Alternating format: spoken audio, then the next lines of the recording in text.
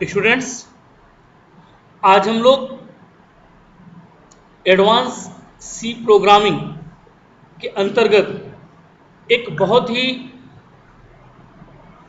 Dynamic concept पढ़ने जा रहे हैं, जिसे हम लोग डायनेमिक ऑब्जेक्ट के नाम से जानते हैं। बहुत ही महत्वपूर्ण कॉन्सेप्ट है।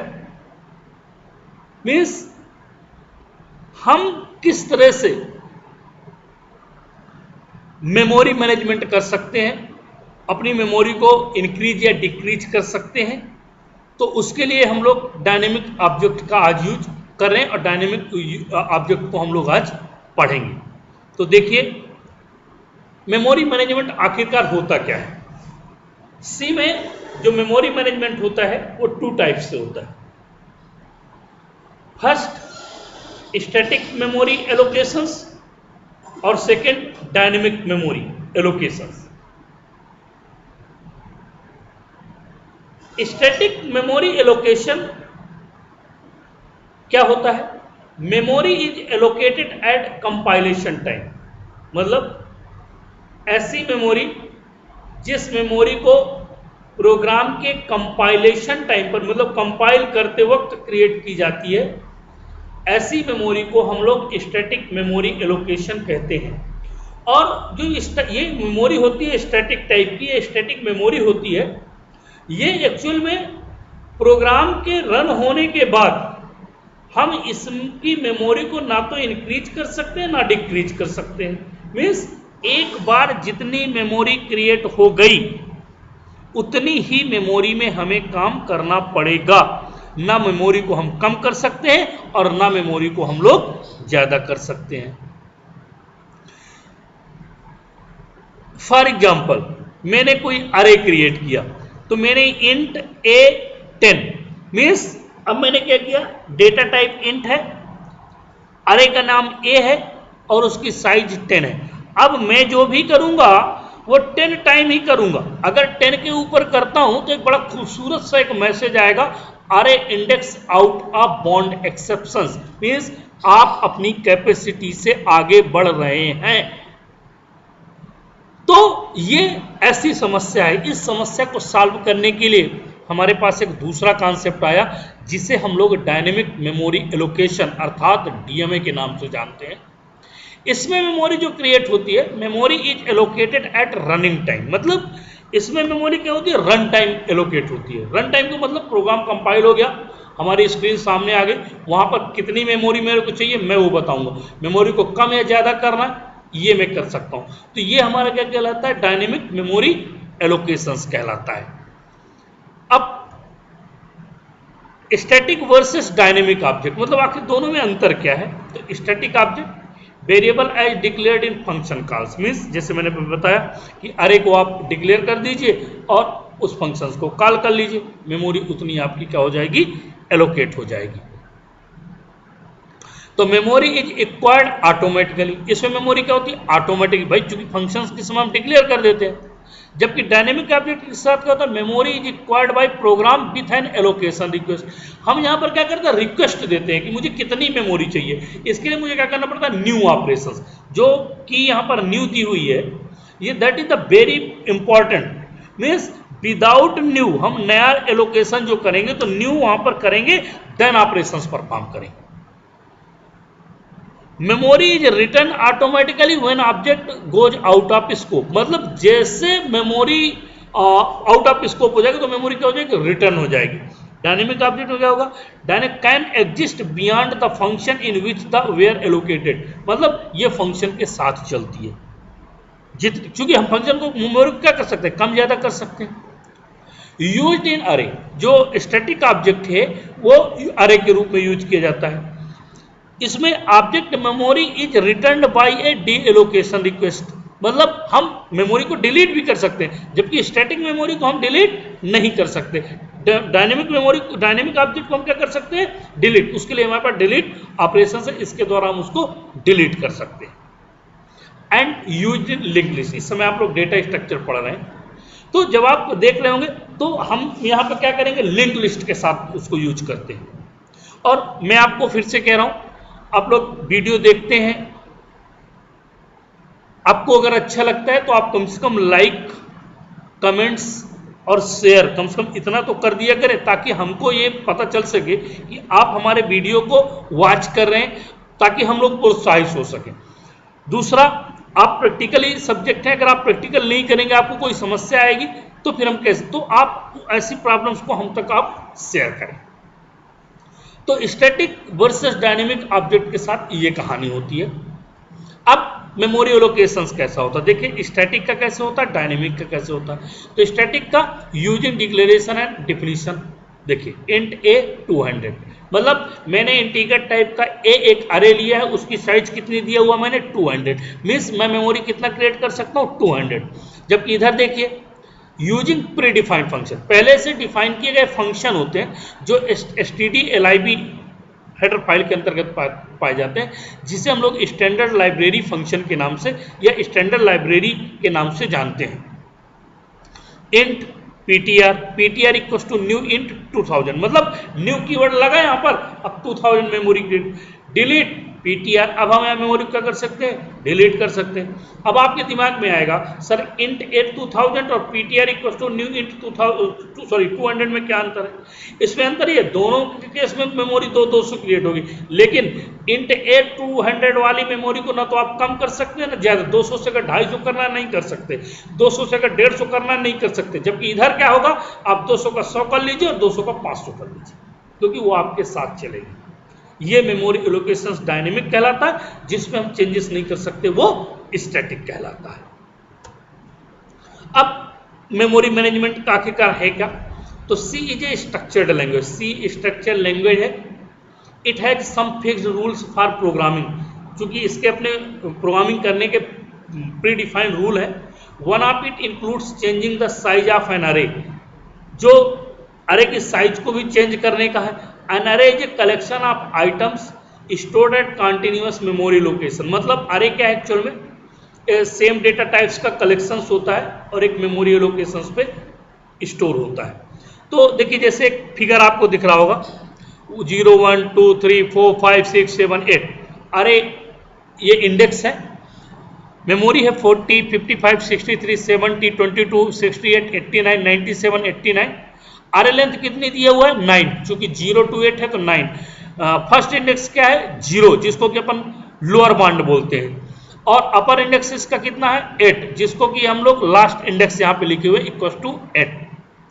As it can be seen that the length of the array above made is 9, मतलब अगर आपको जरूरत पड़ जाए कि 9 जिस 9 साइज यहाँ पे दिया हुआ अरे लेंथ, और what if there is a requirement to change this length, मतलब हम इस लेंथ को क्या करना चाहते हैं, चेंज करना चाहते हैं, इस साइज को हम लोग चेंज करना चाहते हैं, तो क्या पॉसिबल है? यस। कैसे पॉसिबल? अरे में तो पॉसिबल नहीं है, अरे के थ्रू तो पॉसिबल नहीं है, तो इसके लिए एक नया कॉन्सेप्ट है, वो देखिए। This procedure is referred to as dynamic memory allocation C. तो इस कॉन्सेप्ट को हम लोग किसके थ्रू एक्सेस कर सकते हैं, डीएमए के थ्रू, अर्थात डायनेमिक मेमोरी एलोकेशंस के through. Therefore C dynamic memory allocations can be defined as a procedure in which the size of a data structure like array is changed during the runtime। जो dynamic memory allocations है, ये एक ऐसा procedure है जो data की size को, data structure की साइज को रन टाइम चेंज करने में सक्षम है। जबकि हमारी मेमोरी स्टैटिक वाली कौन सी क्रिएट होती है, कंपाइल टाइम क्रिएट होती है। C provides some function to achieve these tasks। तो इसके लिए क्या करती है C प्रोग्रामिंग लैंग्वेज, कुछ फंक्शंस प्रोवाइड करती है जो इन टास्क को अचीव करने में हमारी मदद करते हैं। There are 4 library functions provide by C defined under stdlib.h header file. मतलब इसके लिए C programming language memory manage करने के लिए 4 लाइब्रेरी फंक्शंस प्रोवाइड करती है जो stdlib.h हेडर फाइल के अंतर्गत पाए जाते हैं। जो डायनेमिक मेमोरी एलोकेशंस के कॉन्सेप्ट को सपोर्ट करते हैं। तो आप किसी भी डायनेमिक मेमोरी एलोकेशंस के कॉन्सेप्ट को यूज करने के लिए आपको stdlib standard library dot H header file को इंक्लूड करना पड़ेगा अपने प्रोग्राम के साथ। दे आर वे फंक्शंस कौन से जरा देखिए। सबसे पहला फंक्शन है मैलाक फंक्शन, पहला फंक्शन है मैलाक फंक्शन। दूसरा फंक्शन है कैलाक फंक्शन। तीसरा फंक्शन है फ्री फंक्शन और सबसे आखिरी में है रीअलॉक फंक्शन। ये 4 लाइब्रेरी फंक्शंस प्रोवाइड किए गए हैं जो डायनेमिक मेमोरी एलोकेशंस के लिए यूज किए जाएंगे। और ये चारों फंक्शंस आपको जो प्रोवाइड किए गए हैं वो stdlib.h के अंतर्गत पाए जाएंगे। अब सबसे पहला मैलाक फंक्शन। अब मैलाक फंक्शन क्या है? The name malloc stand for memory allocations. जो मैलाक फंक्शन का पूरा नाम है वो क्या है आपका? मेमोरी एलोकेशंस फंक्शन है। मैलाक और memory allocation method in C is used to dynamically allocate a single large block of memory with the specified size। मतलब जब हम मैलाक फंक्शन का यूज करते हैं तो ये एक ब्लॉक के रूप में एक बार में मेमोरी को दी गई साइज के अनुसार क्रिएट करता है। It returns a pointer of type void which can be cast into a pointer of any form. मतलब जो वाइड है, वाइड फंक्शन का पॉइंटर होता है जिस कास्ट पे हम मेमोरी को, जैसे इंटीगर, फ्लोट, कैर, जिस कास्ट पे मेमोरी को अपन क्रिएट करेंगे उसी में ये पॉइंटर को रिटर्न कर देता है। It initialise each block with default garbage value. लेकिन इसके साथ क्रिएट होने वाली मेमोरी की एक बात ये होती है कि प्रत्येक ब्लॉक, मान लीजिए 10 का किया तो 10 ब्लॉक बने, तो प्रत्येक ब्लॉक में गार्बेज वैल्यू डिफॉल्ट रूप से स्टोर होगी जो उसके अंतर्गत रखी जाएगी। और ऐसी मेमोरी को इनिशियलाइजेशन के समय जो गार्बेज वैल्यू होगी, जब हम उसमें कोई वैल्यू इनिशियलाइज करेंगे तो ऑटोमेटिकली क्या हो जाती है? रिलीज हो जाती है। अब सिंटैक्स देखिए इसका। ptr equal to cast type malloc byte size. अब कास्ट टाइप का मतलब क्या है? यहां पर किस टाइप की मेमोरी आप क्रिएट करना चाहते हैं। जो मैलाक मेमोरी एलोकेशन फंक्शन है और बाइट ऑफ साइज, कितनी बाइट में मेमोरी को आप क्रिएट करेंगे। एग्जांपल है ptr equal to int malloc 100 into size of int. देखिए मेमोरी एलोकेशंस में 4 फंक्शंस के अलावा एक ऑपरेटर यूज किया जाता है जिसे हम लोग साइज ऑफ ऑपरेटर के नाम से जानते हैं, जो मेमोरी को एलोकेट करने में डायनेमिक मेमोरी एलोकेशंस फंक्शंस की मदद करता है। तो देखिए ये जो एग्जांपल है, since the size of int is 4 bytes, चूंकि अगर आप मालूम हो 32 बिट्स में 2, 64 बिट में 4, तो हम मान चलते 64 बिट पे अपन काम कर रहे हैं, तो 4 बाइट्स प्रत्येक उसकी, तो 100 इंटू 4 कितना हो गया? 400। तो ये statement will allocate 400 bytes of memory. ये क्या करेगा? ये 400 बाइट्स मेमोरी को एलोकेट करेगा। The pointer ptr holds the address of the first byte in the allocated memory. और जो ptr लगा हुआ है वो क्या करेगा? पहली बाइट्स जो मेमोरी की क्रिएट हुई है उसी मेमोरी को क्रिएट करने के बाद ये क्या करेगा? उसको एक्सेस करेगा। अब देखिए आप स्क्रीन में आपके एक फिगर दिख रहा होगा, तो उसमें क्या है? ptr हमने एक एग्जांपल लिखा हुआ है, int ptr equal to int malloc 5 into size of int. मतलब हम कितनी ब्लॉक मेमोरी क्रिएट करना चाहते हैं? 5। तो 5 इंटू 4 इक्वल टू 20। चूंकि 4 बाइट 64 बिट, मैंने बताया ना 64 बिट्स पे अपन सब दैट काम कर रहे हैं, तो 20। तो जो मेमोरी एलोकेट होगी वो एक बार में 20 बाइट्स मेमोरी एलोकेट होके उस ptr को इनिशियलाइज कर दी जाएगी। ठीक, यदि स्पेस इन इनसफिशियंट है, कंडीशन ऐसी आ जाती है कि मेमोरी उतनी एलोकेट नहीं हो रही है, तो क्या होगा, ये पॉइंटर को क्या हो जाएगा, नल रिटर्न हो जाएगा। ओके, अब जब मेमोरी को एलोकेट करेंगे तो फिर हम मेमोरी को, जैसे डिलीट हुआ था तो अब यहाँ पे मेमोरी को फ्री भी करेंगे। अब आप सोच रहे होंगे सर कैलाक के बाद, मेलाक के बाद कैलाक क्यों नहीं पढ़ा, तो हम मेलाक फंक्शन के बाद फ्री पढ़ रहे हैं, कैलाक के बाद फ्री पढ़ेंगे एंड देन रीअलॉक सबसे लास्ट में पढ़ेंगे। तो फ्री फंक्शन क्या होता है, dynamically allocated memory created with either calloc or malloc function does not get free on their own। मतलब डायनेमिकली एलोकेट की गई मेमोरी, चाहे वो कैलाक फंक्शन के द्वारा हो या फिर मेलाक फंक्शन के द्वारा हो, वो खुद से फ्री नहीं होती है, वो खुद से फ्री नहीं होगी। You must explicitly use free function to release this space. उस स्पेस को रिलीज करने के लिए हमें फ्री फंक्शन का यूज करना पड़ेगा, और जब फ्री फंक्शन का यूज करेंगे तो कैलाक फंक्शन अथवा मेलाक फंक्शन के द्वारा एलोकेट की गई मेमोरी फ्री हो जाएगी। अब आप देखिए सिंटैक्स फ्री पीटीआर, पीटीआर यहाँ पर क्या है, अगर याद हो पिछले उसमें एग्जांपल ये देखिए, इंट पीटीआर लिखा है, ये वही पीटीआर है, जितनी मेमोरी एलोकेट की गई है उसको पास कर देंगे, ऑटोमेटिकली स्पेस क्या हो जाएगा, फ्री हो जाएगा। This statement frees the space allocated in the memory pointed by PTR. जो पीटीआर के द्वारा पॉइंट की गई मेमोरी है वो फ्री फंक्शन के द्वारा क्या हो जाएगी, फ्री हो जाएगी। अब देखिए एक एग्जांपल देखते हैं इसका, मेलाक फंक्शन का, कि किस तरह से मेलाक फंक्शन काम करता है। देखिए ये एक प्रोग्राम है, write a C program to calculate the sum of n numbers entered by the user using malloc function. देखिए एक ऐसा प्रोग्राम है जो आपकी साइज मांगेगा, आप कितनी मेमोरी क्रिएट करना चाहते हैं, चूंकि ये रन टाइम मेमोरी क्रिएट करेगा, तो जितनी साइज आप क्रिएट करना चाहते हैं फिर उसी अरे के हिसाब से आप साइज की वैल्यू प्रोवाइड कर देंगे, और ये उन्हीं सभी वैल्यू को क्या करेगा, प्रिंट करके आपकी स्क्रीन पे डिस्प्ले कर देगा।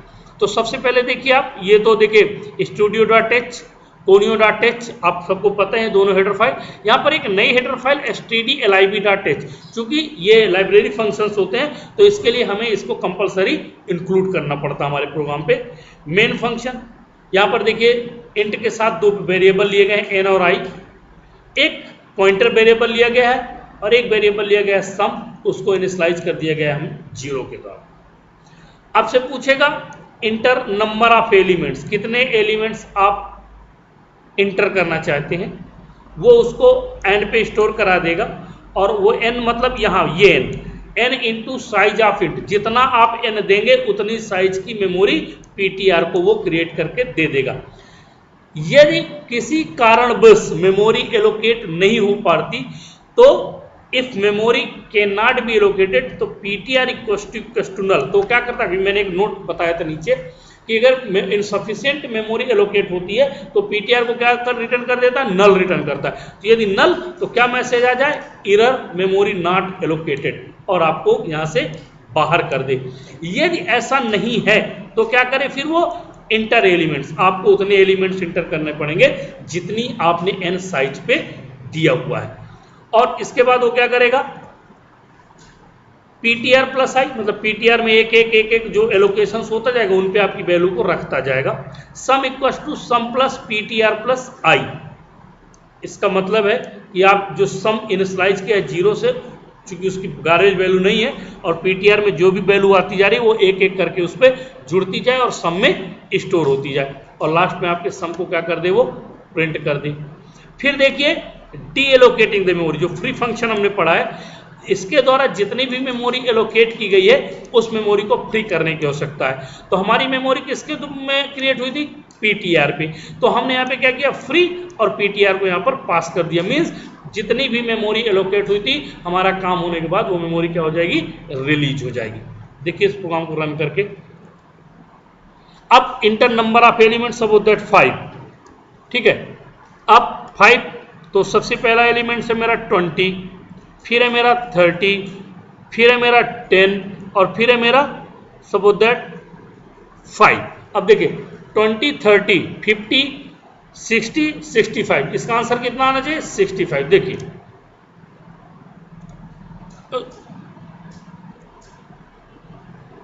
नहीं 65, 20, 30, 50, 65, 69, ये देखिए सम इक्वल टू कितना आया 69।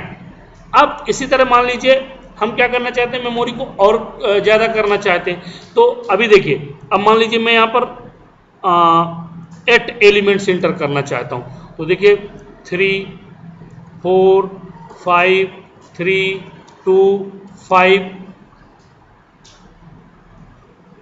8, 9। अब देखिए 1, 2, 3, 4, 8 एलिमेंट्स हमने इंटर कर दिया। अब इनको जोड़िए, देखिए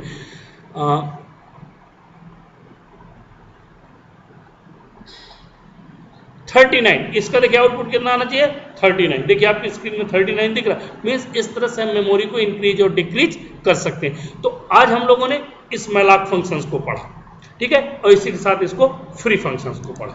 आगे चलते हैं। अब देखिए जो फ्री फंक्शंस का वो है रिसाइज कैसे करता है। देखिए यहाँ पर इंट ptr, आपने 5 साइज की मेमोरी एलोकेट की, 4 बाइट ईच, तो 4 इंटू 5 इक्वल टू 20, ठीक है। तो 20 बाइट्स की मेमोरी हमने एलोकेट की, 5 blocks for 4 bytes each is dynamic allocated to ptr, तो 20। अब ऑपरेशन ऑन ptr करने के बाद जब हम फ्री ptr करेंगे तो आप देखिए ये मेमोरी क्या हो गई, पूरी जाकर रिलीज हो गई और ये डस्टबिन में रिसाइकल बिन या जो भी जहां पर भी डंप जाता है वहां जाके वो मेमोरी क्या हो जाएगी, रिलीज हो जाएगी। तो इस तरह से इस कॉन्सेप्ट को हम लोग पहला जो टॉपिक, पहला कॉन्सेप्ट था मैलाक फंक्शन, उसको हम लोगों ने देखा है। तो आज के लिए इतना ही काफी है। इस प्रोग्राम को आप लोग रन करिएगा। यदि कहीं कोई समस्या हो तो जरूर मुझे बताइएगा, और आप लोग कम से कम वीडियो को देखा करें और उसको समझा करें, ताकि हमको भी लगे कि आप लोग एक्टिव हैं या आप लोग पढ़ते हैं।